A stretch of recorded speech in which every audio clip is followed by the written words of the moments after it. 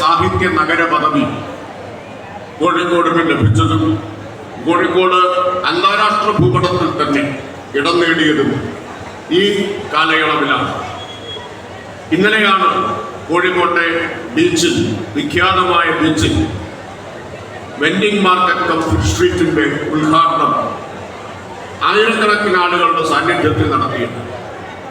കോഴിക്കോട്ടെ രുചി വൈവിധ്യങ്ങളെല്ലാം ഇവിടത്തുകാർക്ക് മാത്രമല്ല, ഇവിടെ വന്നു പോകുന്നവർക്കും കൂടി അനുഭവിക്കാൻ ഉതകുന്ന തരത്തിലുള്ള ഫുഡ് സ്ട്രീറ്റ് കോഴിക്കോടിന്റെ നഗര ജീവിതത്തെ കൂടുതൽ ആകർഷകമാക്കുകയാണ്. അടുത്ത 3-ാം തീയതിയാണ് ഞെളിയൻപറമ്പിൽ കംപ്രസ് ബയോഗ്യാസ് പ്ലാന്റ് 150 ടൺ ബയോമാലിന്യം പ്രതിദിനം കംപ്രസ് ബയോഗ്യാസ് ആക്കി മാറ്റാൻ കഴിയുന്ന കംപ്രസ് ബയോഗ്യാസ് പ്ലാന്റിന്റെ നിർമ്മാണോദ്ഘാടനം നടക്കുന്നത്. ഒരു ആധുനിക നഗരത്തിനാവശ്യമായിട്ടുള്ള എല്ലാ സൗകര്യങ്ങളും പശ്ചാത്തല സൗകര്യങ്ങളും ഒരുക്കാൻ സംസ്ഥാന സർക്കാരിന്റെ പിന്തുണയോടെ കോഴിക്കോട് കോർപ്പറേഷന് കഴിഞ്ഞു എന്നുള്ളത് അഭിമാനകരമാണ്. ഈ മികച്ച നഗര സൗകര്യങ്ങൾ ഒരുക്കാൻ പ്രവർത്തിച്ച കോഴിക്കോട് കോർപ്പറേഷനെ മേയർ ഡോക്ടർ ബീന ഫിലിപ്പിന്റെ നേതൃത്വത്തിലുള്ള ഭരണസമിതിയെ ഞാൻ സംസ്ഥാന സർക്കാരിന് വേണ്ടി അഭിനന്ദിക്കുകയാണ്.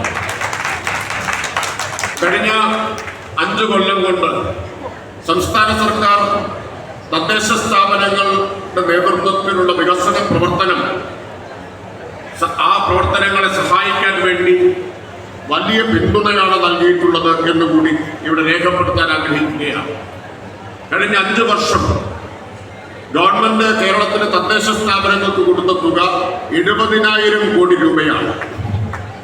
കടുത്ത സാമ്പത്തിക ഞെരുക്കം കേന്ദ്ര സർക്കാർ നയങ്ങളുടെ ഫലമായിട്ട് കേരളം അനുഭവിച്ചപ്പോഴും കേരളത്തിലുള്ള വായ്പാ വിഹിതം വെട്ടിച്ചുരുക്കുകയും കേന്ദ്ര നികുതി വിഹിതവും വെട്ടിച്ചുരുക്കുകയും ഒക്കെ ചെയ്തപ്പോഴും അതിനാനുപാതികമായി തദ്ദേശ സ്ഥാപനങ്ങളുടെ വിഹിതം വെട്ടിച്ചുരുക്കുക അല്ല സംസ്ഥാന സർക്കാർ ചെയ്തത് എന്ന് മാത്രമല്ല, കഴിഞ്ഞ 5 വർഷവും തുടർച്ചയായി വികസന ഫണ്ടിനത്തിൽ 0.5% വീതം ക്രമാനുഗതമായ വർധനവ് വരുത്തുകയാണ് സംസ്ഥാന ഗവൺമെന്റ് ചെയ്തത്.